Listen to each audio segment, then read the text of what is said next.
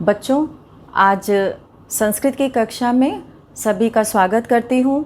और आज हम लोग व्याकरण के अंतर्गत पाठ 3 शब्द पढ़ेंगे। और शब्द के अंतर्गत हम लोग जानेंगे कि शब्द क्या होता है, और उसके अंतर्गत हम लोग संज्ञावाचक शब्द, सर्वनाम और विशेषण, क्रियापद और अव्यय के बारे में जानेंगे। तो चलिए बच्चों, सब लोग अपने इस व्याकरण निधि किताब से पाठ 3 के अंतर्गत शब्द के बारे में हम लोग जानते हैं। तो सबसे पहले यहाँ पर कुछ शब्द लिखते हैं। जैसे कि यहाँ पे हम लोग लिखेंगे कपोतः, मयूरः। तो ये शब्द जो है वो सार्थक शब्द है। कपोतः का अर्थ होता है कबूतर और मयूरः का अर्थ होता है मोर। तो इस तरह से ये एक सार्थक शब्द का उदाहरण है। तो वर्णों के सार्थक समूह को शब्द कहा जाता है। तो शब्द जो है यहाँ पे ये उदाहरण है, वर्णों के सार्थक समूह को शब्द कहते हैं। सार्थक भी होना चाहिए और क्रमिक भी होना चाहिए। सार्थक समूह को शब्द कहते हैं। तो इस तरह से ये शब्द की परिभाषा हुई। और इसका उदाहरण यहाँ पे जैसे बालकः, ये इसका एक अर्थ है बालकः, गजः आदि। तो यहाँ पे इन शब्दों का एक सार्थक ये शब्द है, इनका अर्थ है। और अगर हम किसी भी वर्ण को बिना किसी अर्थ के, बिना क्रम के मिला देंगे तो उसका कोई भी अर्थ नहीं निकलेगा। जैसे कि हम यहाँ पे म, ग, क, च कुछ भी हम अगर लिख दिए एक क्रम से हैं तो ये वर्ण ही, लेकिन इसका कोई अर्थ नहीं है। तो व्याकरण में जो है वर्णों के सार्थक समूह को ही शब्द कहते हैं, जिसका कि एक अर्थ निकलता है। तो यहाँ पर किसी भी वर्ण को मिला देने से शब्द नहीं बनता है। और शब्द में जब हम प्रत्यय लगा देते हैं तो वह पद कहलाता है। तो यहाँ पे शब्द व पद में अंतर, शब्द एवं पद। तो शब्द एवं पद क्या होता है? शब्द जो है ये वर्णों का सार्थक समूह होता है, वो शब्द कहलाता है। और जब इसमें प्रत्यय लग जाता है तो वह पद कहलाता है। जैसे कि बालक जो है वो मूल शब्द है, बालक मूल शब्द है। और जब इसमें विभक्ति के अनुसार प्रत्यय लग जाते हैं, जैसे कि शब्द रूप में पहले प्रथमा विभक्ति में सु और जस ये सब प्रत्यय लगाए जाते हैं। तो जब इसमें प्रत्यय लग जाता है तो प्रत्यय लगने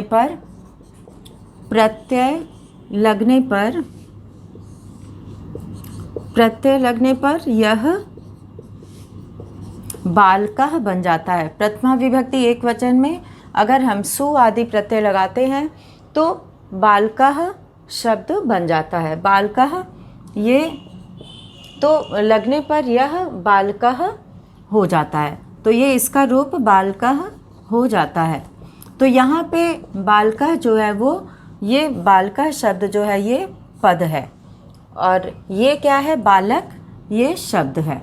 तो इस तरह से शब्द और पद में ये अंतर होता है कि शब्द जो है वो वर्णों के सार्थक समूह को, जिसका कि एक अर्थ होता है। तो यहाँ बालक का अर्थ लड़का है, और जब इसमें प्रत्यय लग जाता है तो यह इसका रूप क्या हो जाता है? बालकः। और जब हम द्विवचन का प्रत्यय लगाएंगे तो बालकौ हो जाएगा, और फिर हम बहुवचन का प्रत्यय लगाएंगे तो बालकाः रूप बनता है। तो ये सभी विभक्तियों में इसका जो बालक मूल शब्द है, प्रत्यय लगने पर सभी विभक्तियों में इसका अलग अलग रूप बनता है। तो प्रत्यय लगने से ही शब्द का जो है रूप बदल जाता है। तो इस तरह से शब्द एवं पद में ये अंतर होता है। और इसमें जो है वो शब्द के अंतर्गत हम लोग शब्दों का भेद है, शब्दों को कई वर्ग में बांटा गया है, जिसके अंतर्गत हम लोग उन शब्दों का अध्ययन करते हैं। तो इसमें जो है हम लोग देखेंगे कि किस तरह से यहाँ पर शब्द के अंतर्गत 4 मुख्य इसके भेद हैं, शब्द के भेद। और शब्द के भेद के अंतर्गत हम लोग सबसे पहले हम लोग संज्ञावाचक शब्द पढ़ेंगे। शब्द के भेद इसमें मुख्य 4 हैं, इसके बाद हम लोग क्रियापद और अव्यय के बारे में भी पढ़ेंगे। मुख्य 4 हैं, जिसमें हम लोग सबसे पहले जानेंगे संज्ञावाचक शब्द। संज्ञावाचक शब्द के अंतर्गत हम लोग संज्ञा, सर्वनाम, विशेषण के शब्दों को देखेंगे। और दूसरा है सर्वनाम। सर्वनाम वो शब्द जो संज्ञा के स्थान पर प्रयोग किए जाते हैं। और तीसरा है विशेषण। और चौथा है संख्यावाचक शब्द। संख्यावाचक शब्द। तो ये 4 हैं जिनके अंतर्गत हम लोग शब्दों का अध्ययन करते हैं। तो ये शब्द के भेद हैं, उनको इस तरह से इन वर्गों में विभाजित किया गया है: संज्ञावाचक शब्द, सर्वनाम, विशेषण और संख्यावाचक शब्द। तो सबसे पहले हम लोग देखेंगे संज्ञावाचक शब्द। तो शब्द के भेदों में सबसे पहला है संज्ञावाचक शब्द।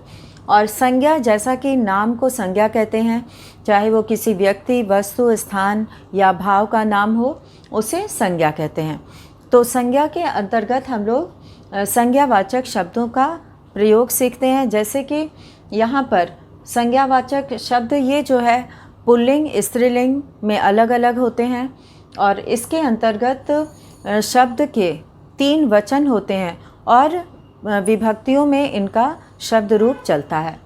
तो संज्ञावाचक शब्द के अंतर्गत हम लोग इन शब्दों का अध्ययन करते हैं। और सर्वनाम शब्द हैं, जो शब्द संज्ञा के स्थान पर बोले जाते हैं वे सर्वनाम होते हैं। और संज्ञावाचक शब्द का उदाहरण जो है यहाँ पर, जैसे कि गजः, और यहाँ पे अश्वः इत्यादि। तो ये सब और भी जो शब्द हैं ये सब इसी के अंतर्गत आ जाते हैं। और सर्वनाम शब्द जो है वो संज्ञा के स्थान पर प्रयोग किए जाने वाले शब्द होते हैं। इसमें पुरुषवाचक सर्वनाम में जो सर्वनाम शब्दों का प्रयोग होता है उसमें प्रथम पुरुष में सह, तौ, ते का प्रयोग होता है। मध्यम पुरुष में त्वम, युवाम और यूयम का प्रयोग होता है। और उत्तम पुरुष में अहम, आवाम और वयम का प्रयोग होता है। ये सभी प्रथमा विभक्ति में अस्मद, युष्मद के रूप में इनका शब्द रूप चलता है। और इदम, एतत्, ये सब जो है अस्मद, युष्मद, यहाँ पे अस्मद, युष्मद, यद, ये आदि जो है ये सर्वनाम शब्द होते हैं। तो इसमें जो है ये सभी शब्दों का अस्मद, युष्मद, अस्मद में अहम, आवाम, वयम, युष्मद में त्वम, युवाम, यूयम, इससे जो है ये प्रथमा विभक्ति का रूप बनता है।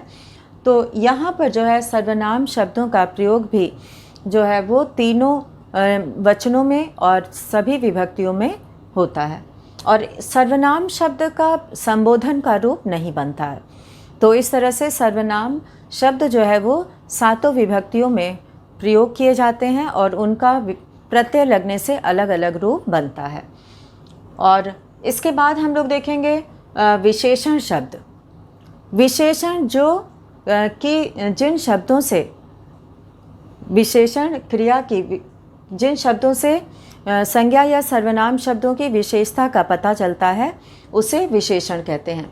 तो संज्ञा या सर्वनाम की विशेषता बताने वाले शब्द वो विशेषण कहलाते हैं। और जो विशेष में जो वचन होता है और लिंग होता है वही जो है वो विशेषण में भी उसी का प्रयोग होता है। जैसे कि यहाँ पे हम लोग लिखेंगे रक्तम, कमलम। यहाँ पे एक उदाहरण हम दे रहे हैं, रक्तम कमलम। यहाँ कमलम शब्द में प्रथमा विभक्ति एक वचन है, प्रथमा द्वितीया में एक ही रूप बनता है नपुंसक लिंग शब्दों का। और यहाँ पे कमलम और यहाँ रक्तम में भी प्रथमा विभक्ति एक वचन का प्रयोग किया गया है। तो इस तरह से रक्तम कमलम में ये कमलम विशेष्य है और रक्तम शब्द जो है वो विशेषण है। रक्तम का अर्थ होता है लाल और कमल फूल को कहते हैं। तो लाल कमल के लिए संस्कृत में शब्द प्रयोग किया जाता है रक्तम कमलम। तो इस तरह से विशेषण में दोनों की विभक्ति और वचन एक ही होते हैं। तो इसी तरह से अब हम लोग देखेंगे संख्यावाचक शब्द। किसी प्राणी या वस्तु की संख्या बताने वाले शब्द जो है वो संख्यावाचक शब्द कहलाते हैं। संख्यावाचक शब्दों में 1 से 4 की संख्या तीनों लिंगों में अलग अलग प्रयोग की जाती है। इसमें जैसे कि उदाहरण के तौर पे पुल्लिंग में इसमें जो है एक की संख्या को एकह कहते हैं। स्त्रीलिंग में यही एका हो जाता है और नपुंसक लिंग में एकम का प्रयोग करते हैं। तो इस तरह से एकह, एका और एकम ये अलग अलग लिंग में अलग अलग प्रयोग होता है। तो यहाँ पे हम लोग प्रयोग करेंगे पुरुषवाचक संख्या में पुल्लिंग शब्द में एकह का प्रयोग होता है, स्त्रीलिंग में एका का प्रयोग होता है और नपुंसक लिंग में एकम का प्रयोग किया जाता है। तो संख्यावाचक शब्द उसके बाद के सभी संख्या जो है वो एक ही लिंग में होती है। तो यहाँ पे जो है संख्यावाचक शब्द इनका भी रूप चलता है सातों विभक्तियों में। और इसमें जो है वो एक की संख्या के लिए एक का प्रयोग किया जाता है और एक वचन में एक की संख्या का बोध कराने वाले शब्द आते हैं और द्विवचन में 2 की संख्या का बोध कराने वाले शब्द आते हैं और बहुवचन में 2 से अधिक संख्या का बोध कराने वाले शब्द आते हैं। तो इस तरह से संख्यावाचक शब्द के द्वारा जो है वो संख्या बताई जाती है और उसके लिए 1 से 4 तक की संख्या जो है अलग अलग लिंगों में प्रयोग होती है, उसके बाद सब एक ही लिंग में प्रयोग किया जाता है। और अब हम लोग ये 4 जो इसके भेद हैं शब्द के, इसके आगे हम लोग देखेंगे कि क्रियापद और अव्यय इनके बारे में जानेंगे।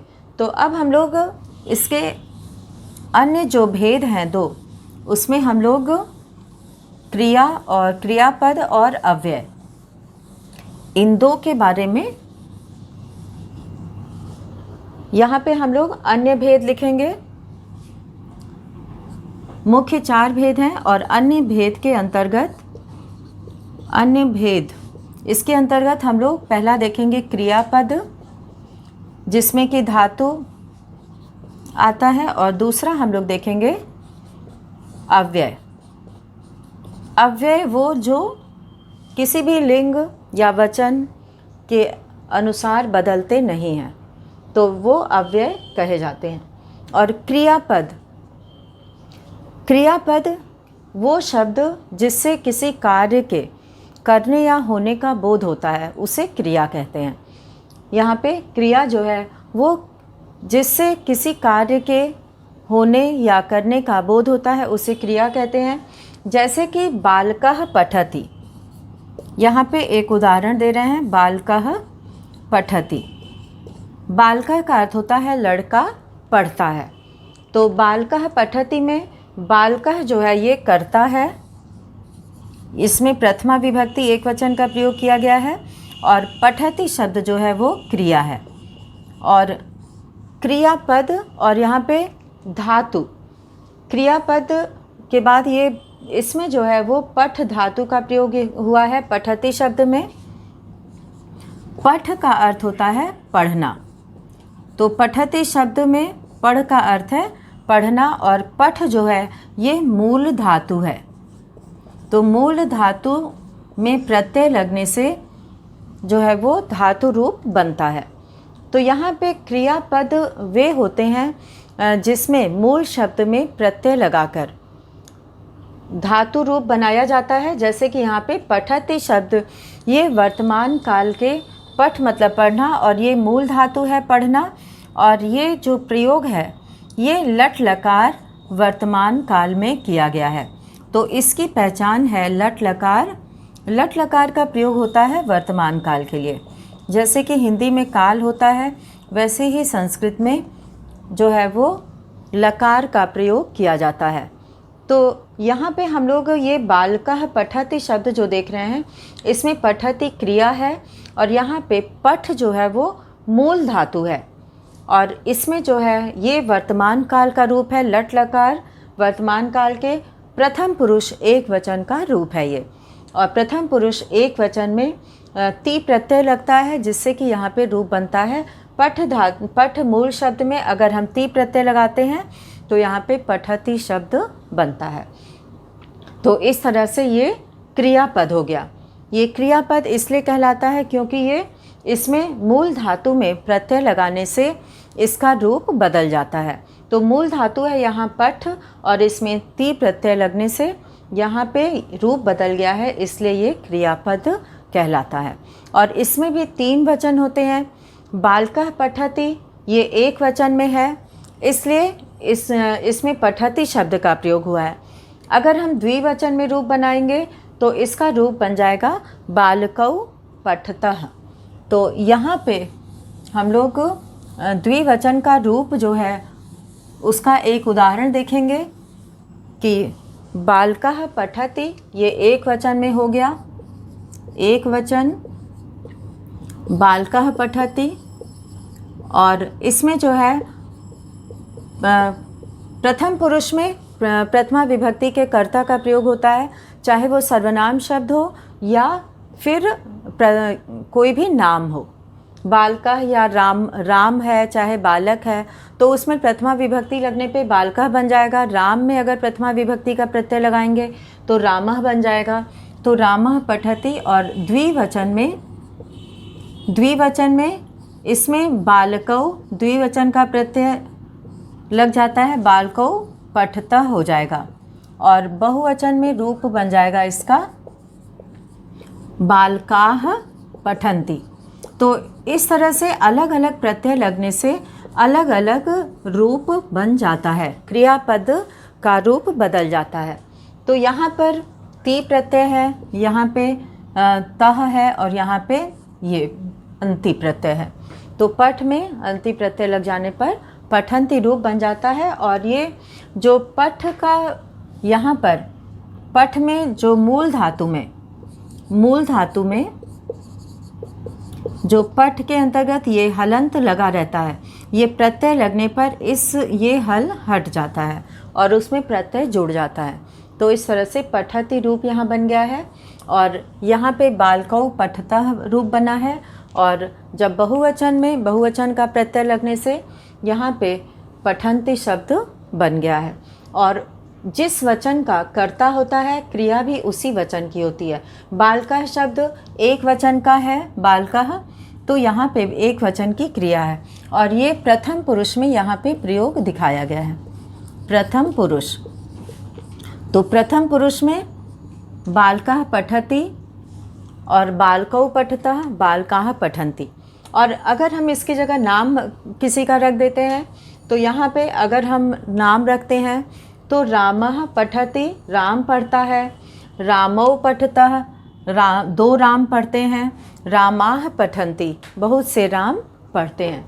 तो इस तरह से यहाँ पे हम लोग प्रथम पुरुष में प्रथम पुरुष की क्रिया पद का प्रयोग देखें।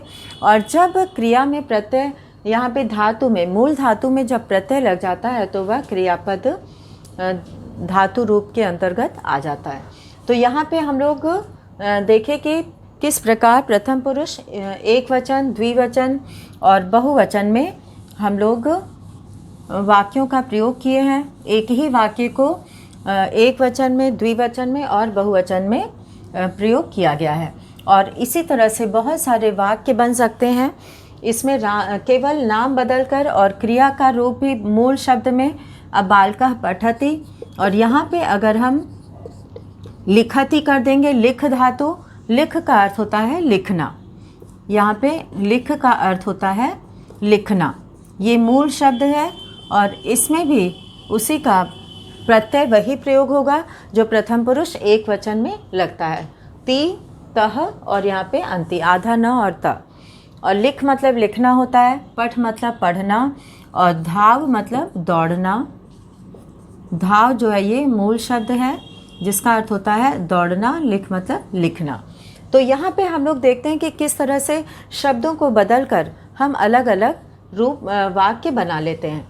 तो बालका पठति हो गया, ये प्रथम पुरुष एक वचन का है ये। तो यहाँ पे अगर हम लिख धातु, ये लिख में अगर हम ती शब्द जोड़ते हैं, ती प्रत्यय जोड़ते हैं, यहाँ पे पठति बना है तो लिख से लिखति बन जाएगा, तो ये रूप बन जाएगा। और इसी तरह से हम लोग यहाँ पे नाम भी बदल सकते हैं। रामः धाव, धाव मतलब दौड़ना, इसमें भी ती जोड़ देंगे, धावति। राम दौड़ता है, बालक लिखता है, बालक पढ़ता है। और इसी की जगह हम लोग सर्वनाम शब्द सह का प्रयोग करते हैं। तो अगर सर्वनाम शब्द इनकी जगह पे प्रयोग करना होगा तो हम लोग सह का प्रयोग करेंगे। सह खादति, वह खाता है, इसका भी प्रयोग प्रथम पुरुष में ही होता है। तो ये प्रथम पुरुष का सर्वनाम शब्द है एक वचन का। और इसी तरह से हम लोग द्विवचन का भी रूप बना सकते हैं और बहुवचन का भी रूप बना सकते हैं। बालकः लिखति, अब यहाँ बालकौ लिखता हो जाएगा, पठता है ये तह आ जाएगा, तो लिखता से हम लोग यहाँ पे बालकौ लिखतः द्विवचन बन गया। और बालकाः लिखन्ति, तो उच्चारण पे अगर हम लोग ध्यान देंगे तो हम लोग यहाँ पे समझ सकते हैं कि इसमें हमें क्या पहचान ध्यान में देना है। और इसी तरह से धाव शब्द से रामः धावतः, धावती है तो धावतः हो जाएगा, रामः धावतः। और रामाः हो जाएगा, रामौ, द्विवचन है तो रामौ हो जाएगा। बालकौ है तो औ का औ प्रत्यय सु औ और जस प्रत्यय लगता है बहुवचन में और सु प्रत्यय का प्रयोग होता है प्रथमा विभक्ति एक वचन में, तो रामौ धावतः। अब यहाँ पे हो जाएगा रामाः, रामः रामौ रामाः, बालकः बालकौ बालकाः। तो इस तरह से रामाः यहाँ पे धावता है तो धावन्ति हो जाएगा। तो ये जो है पहचान होती है प्रत्यय की कि एक वचन में ती आ रहा है, द्विवचन में तह आ रहा है और बहुवचन में अंति का उच्चारण हो रहा है। तो ये रूप जो है वो प्रत्यय की कारण होता है। और सह खादति, यहाँ एक वचन में सर्वनाम शब्द प्रथम पुरुष में सह का प्रयोग किया जाता है और यहाँ पे सह के बाद पुल्लिंग में तौ होता है और तौ खादति है तो खादता हो जाएगा।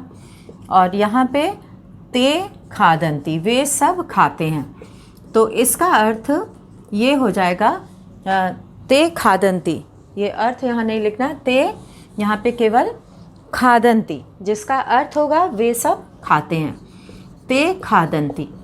तो संस्कृत में कितने कम शब्दों में एक वाक्य की रचना हो जाती है, इसके लिए कोई भी अलग से जो है कारक चिन्ह नहीं लगाए जाते हैं और इसीलिए यहाँ पे कम शब्दों में भी वाक्य का निर्माण हो जाता है।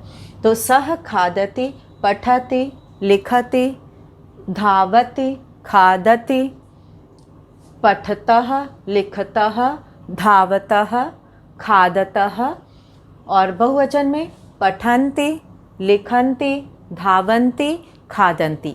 तो इस तरह से हम लोग एक वचन, द्विवचन और बहुवचन के माध्यम से कितने सारे वाक्यों का यहाँ पर रचना किए हैं और इसको समझना है कि प्रथम पुरुष में सर्वनाम शब्द का भी प्रयोग क्रिया के साथ है, यहाँ धातु के साथ है, पठ धातु का ये रूप यहाँ पर आया है और बालकः यहाँ पे प्रथमा विभक्ति का प्रयोग हुआ है या इसकी जगह पे अगर सर्वनाम शब्द लगाते हैं तो सह का प्रयोग करते हैं। तो और मध्यम पुरुष में इसी तरह से हम लोग पठसि, पठतः, पठत और उत्तम पुरुष में पठामि, पठावः, पठामः रूप बनता है। तो धातु रूप जो है क्रियापद में इसका प्रयोग किया जाता है। तो अगला जो है वो हम लोग क्रियापद के अंतर्गत इसमें मध्यम पुरुष में यहाँ मध्यम पुरुष में अगर हम लोग प्रयोग करते हैं मध्यम पुरुष, तो इसमें जो है वो क्रियापद में यहाँ पे खादसी पठसी से हम लोग कर रहे हैं, तो यहाँ पे पठसी हो जाएगा, पठसी, यहाँ पे पठसी, और यहाँ पर हो जाएगा पठथः। इसका एक बार अगर अच्छे से उच्चारण सीख लिया जाए तो कभी भी इसमें गलती नहीं होती है, ना ही बोलने में और ना ही लिखने में।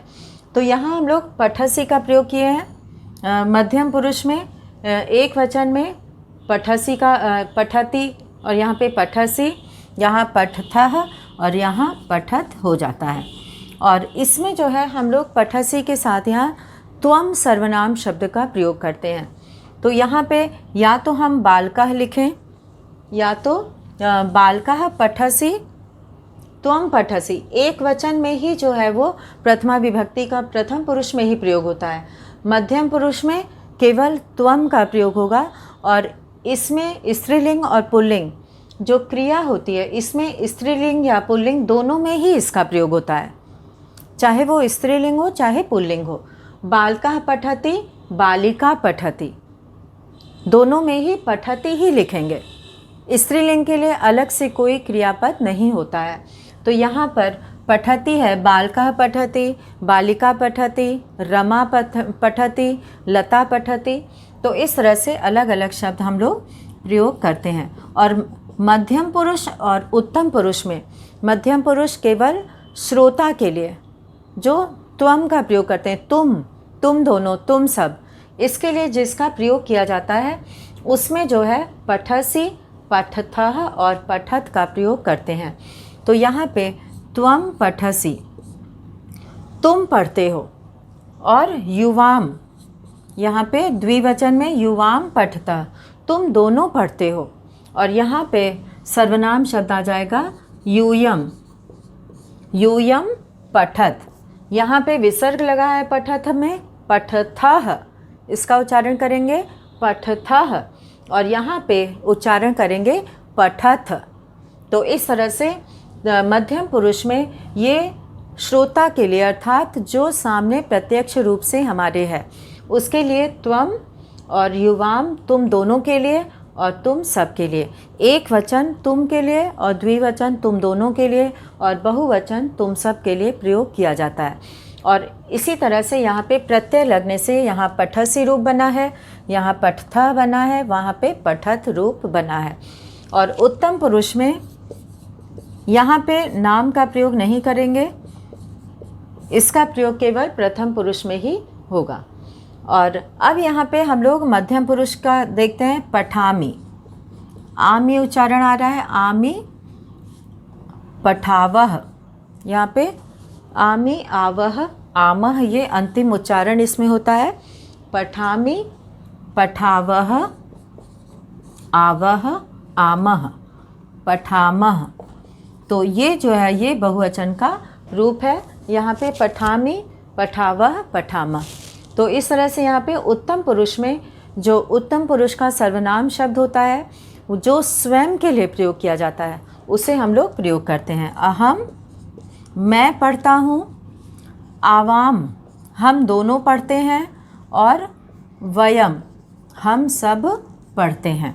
तो इसका अर्थ हो गया, तुम पढ़ते हो, तुम दोनों पढ़ते हो, तुम सब पढ़ते हो। मैं पढ़ता हूँ, हम दोनों पढ़ते हैं, हम सब पढ़ते हैं। तो ये सभी क्रियापद जो है इसके कई हर एक, जैसे कि हिंदी में वर्तमान काल, भूतकाल, भविष्य काल होता है, वैसे ही इसमें भी लट लकार, लिट लकार, लोट लकार, विधिलिंग लकार, लंग लकार, ये सब लकार होते हैं। 5 मुख्य लकार हैं जिसका कि अध्ययन किया जाता है। वैसे तो 10 लकार होते हैं। और अब हम लोग देखेंगे अव्यय शब्द के बारे में। अव्यय वो शब्द होते हैं जो किसी भी लिंग और वचन के अनुसार उसमें परिवर्तन नहीं होता है। तो इसमें जो है अव्यय शब्द, जैसे कि अव्यय शब्द जैसे कि यहाँ पे अपि, च, सर्वदा, सर्वदा और परितः, ये सभी शब्द जो है वो अव्यय होते हैं, इनका रूप परिवर्तन नहीं होता है। तो इसमें जो है किसी भी लिंग वचन के अनुसार, चाहे वो पुल्लिंग, स्त्रीलिंग या नपुंसकलिंग, किसी के भी साथ प्रयोग हो, उनका रूप परिवर्तन नहीं होता है, इसीलिए ये अव्यय कहे जाते हैं। तो अव्यय जो है वो हमेशा एक ही रूप में रहते हैं, भले ही इसे हम दूसरे शब्दों के साथ इसको जोड़ दें, तो भी जब हम इसे अलग करते हैं तो वो अलग हो जाता है, अलग होके अपने ही रूप में होता है। जैसे कि चापी शब्द है, जब हम इसे अलग करेंगे तो च अलग हो जाएगा और अपी शब्द अलग हो जाएगा। तो इस तरह से अव्यय शब्द जो है वो कभी भी किसी लिंग वचन के अनुसार नहीं बदलते हैं। तो यहाँ पे हम लोगों ने क्रियापद के बाद अव्यय के बारे में जाना, और बहुत सारे अव्यय हैं, सर्वदा, एकदा, यहाँ पे अपि, च और अभितः, ये सभी शब्द जो है वो अव्यय कहे जाते हैं। तो आज इस शब्द पाठ के माध्यम से, पाठ 3 के माध्यम से हम लोगों ने शब्द किसे कहते हैं और शब्द के भेद कौन कौन से हैं, जिसके अंतर्गत हम लोगों ने संज्ञावाचक शब्द, सर्वनाम, विशेषण, संख्यावाचक शब्द, ये 4 मुख्य शब्द हम लोगों ने देखा भेद, और उसके बाद क्रियापद और अव्यय, ये 2 इसके अन्य भेद हैं। तो इसके बारे में हम लोगों ने जाना। तो ये इस पाठ के माध्यम से सभी बच्चे इसका अभ्यास करेंगे, इसे पढ़ेंगे और समझने का प्रयास करेंगे। धन्यवाद।